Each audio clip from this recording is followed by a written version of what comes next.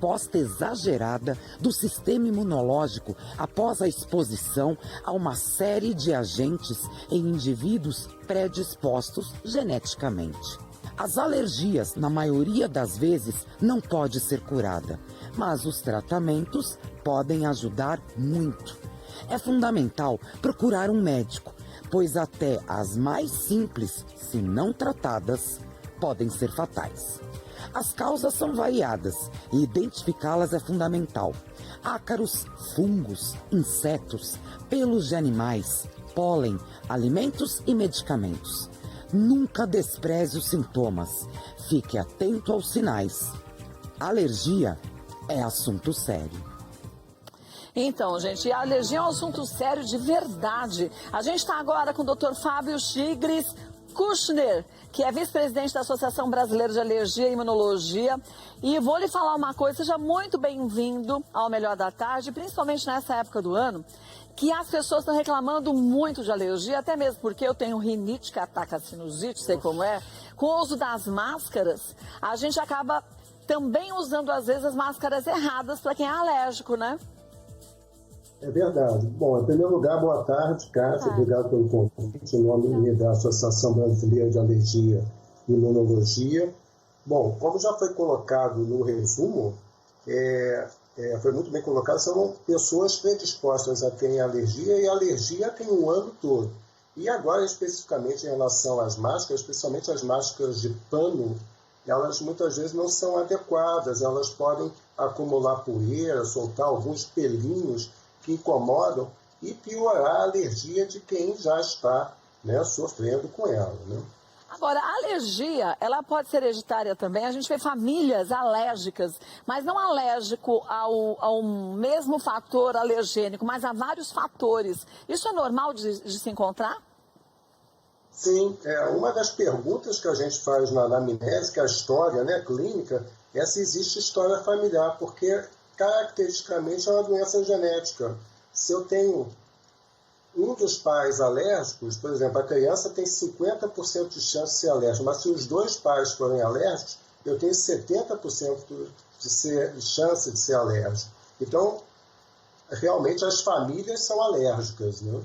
Isso é uma verdade. Agora, a gente tem que levar em conta, gente, que muitas vezes as pessoas acham que a alergia é bobagem. Ai, fulano tem alergia, que bobagem. Só que a alergia pode matar, né? A gente conhece casos, eu conheço casos de pessoas muito próximas a mim, que tem um grau de alergia tão forte, que começa a comprometer intestino, estômago, e depois tem uma complicação geral por desbiose, por estresse. A gente tem que ficar muito atento à individualidade e também à seriedade, né, das alergias, doutor?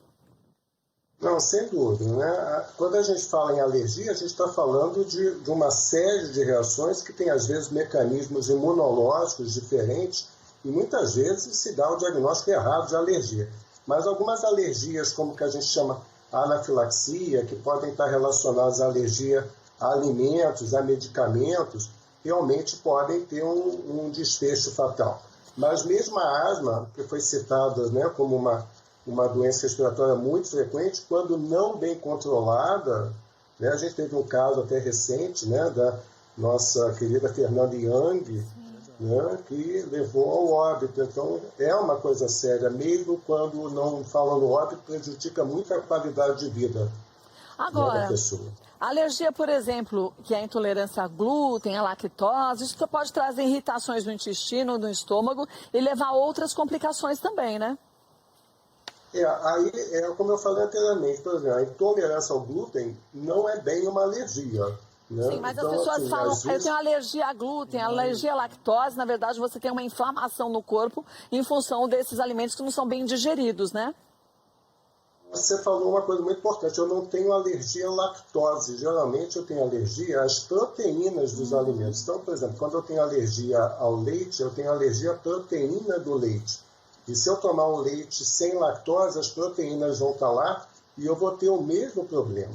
Né? Mas a intolerância à lactose, que tem um outro mecanismo, que geralmente a falta de uma enzima para desdobrar esse açúcar, que não é a proteína, é muito frequente. Mas os sintomas são diferentes da alergia alimentar. A gente tem uma série de perguntas chegando, né, Alex? Vamos para a primeira delas? Vamos lá, Kátia. Tem uma pergunta aqui da Rosileide, que se repetiu bastante aqui no nosso chat, doutor. Isso tem a ver com álcool gel. Além da alergia física, será que pode trazer alguma coisa para respiração também? Ela tem essa dúvida. Em geral, não, né? A não ser que você tenha uma rinite muito descontrolada e inspirar aquilo muito profundamente. Mas, em geral, o álcool gel, para quem tem ressecamento na pele, né, aumenta esse ressecamento. Então, tem alguns tipos de alergia, e uma das características é a pele mais ressecada, pode vir a ressecar mais, né? Mas no álcool líquido, resseca mais ainda que o álcool gel. Agora, deixa eu te perguntar uma coisa. Vamos dizer que a pessoa nunca teve alergia. A gente pode se tornar uma pessoa alérgica com o passar dos anos também? Pode acontecer. Na maioria das vezes tem um fator genético, mas nem sempre, não é uma regra. Eu posso me tornar alérgico a partir de um determinado momento. Não é o usual. Em geral tem uma história familiar, mas pode acontecer. Mais uma pergunta aí, Alex? Vamos aqui, olha, a Margarida disse o seguinte: é muito importante, doutor, a gente saber quais os elementos, medicamentos a gente tem alergia, para, no caso de emergência, informar? É fato isso? Sem dúvida, porque às vezes eu posso ter uma reação muito grave e perder o sentido, como a gente chama, tem choque anafilático, anafilaxia. O ideal é que se carregue sabidamente, né? Você sabe que é alérgico a determinado medicamento, carregue ou no celular, ou carregue um cartão indicando quais medicamentos você é alérgico. E muitas vezes você vai chegar ao pronto-socorro inconsciente, né? E esse cartão identifica, né? Agora, e anotar também quais são os seus problemas de alergias, né? Por exemplo, o Rodrigo, ele tem alergia a medicamentos, a picada de inseto, a picada de abelha, a picada de um monte de coisa. Então, quer dizer, tem que fazer essa listinha, porque a gente, até um mês atrás, um besouro passou por mim e não fez nada. Foi nele, mas ele empelotou inteiro, teve que correr no hospital. Esse tem que estar com a lista de remédios que ele tem alergia, para não correr o risco de darem alguma coisa, pode piorar a situação, né? Não, sem dúvida. Você chamou a atenção também para a alergia à picada de insetos. Quando a gente fala alergia à picada de insetos, são aqueles principalmente que têm veneno, né? Abelha, marimbondo, que podem levar a reações fatais. Então, a pessoa sabidamente alérgica tem que carregar essa informação. Seja alimento, medicamento, mas pode falar. E era um besourinho vermelho com amarelo, ainda achei tão bonitinho, ele passou por mim, não fez nada, foi nele. E parece uma picada de pernilongo, que forma aqueles caroços grandes assim. É um negócio que não é simples, não, a boca que incha. Então tem que tomar cuidado e correr no hospital nesses momentos de quem tem uma alergia mais severa, né, doutor? Exato.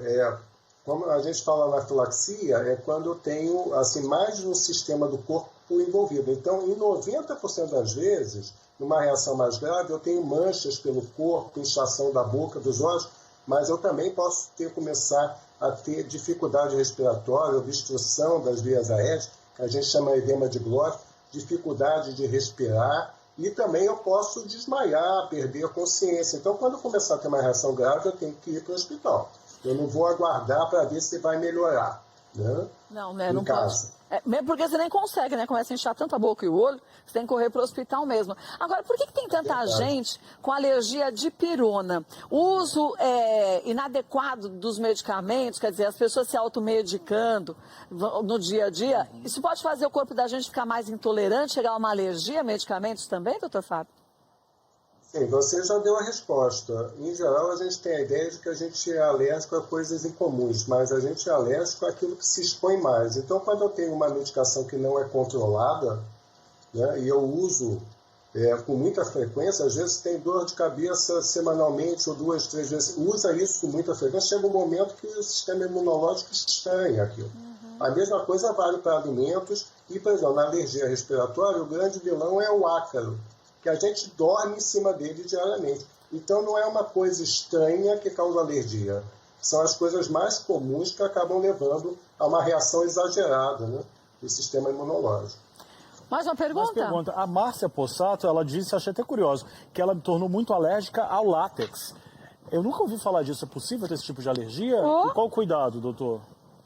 Olha, a alergia ao látex aumentou de uma maneira muito importante. Então, existem alguns grupos de risco, principalmente os profissionais de saúde que usam luva de látex, mas inclusive quem tem alergia ao látex, não exclusivamente, né, essas pessoas, mas quem tem alergia ao látex, às vezes pode fazer reações cruzadas, ter alergia a outras árvores da mesma família botânica. Então, às vezes você tem alergia ao látex e começa a ter alergia a banana, abacate, mamão. Então, é uma coisa que é importante. Uma coisa importante em quem tem alergia ao látex é que quando for submetido a uma cirurgia, tem que ser num ambiente que a gente chama látex free. Não pode haver nada de borracha ali, porque podem ocorrer... existem salas, né? Atualmente nos grandes hospitais, existe sempre a sala látex free para esses pacientes, né? Olha, queria agradecer demais a sua participação, mas lembrar o pessoal de casa do seguinte: gente, alergia não é bobagem. Vá a um médico, antes tem que fazer, se você tem alergias frequentes, exames para saber quais são os alimentos ou o que te traz essa alergia para você evitar. Tem muita mulher que tem alergia a esmalte, e aí começa a ver que perto da sobrancelha vai ficando tudo vermelho e machucado, porque a gente coça a sobrancelha assim com a unha. Então, fique atento ao que vai trazendo esses transtornos para a gente também, para falar para o médico, né, doutor Fábio? Sem dúvida. Você já deu aqui a dica da alergia a esmalte, ela não dá nas unhas, ela dá aqui, né, porque coça muito a sobrancelha e essa área é mais fácil de absorver o esmalte, né? Então é muito importante procurar um especialista, né, quando se tiver a dúvida em relação à alergia. Verdade.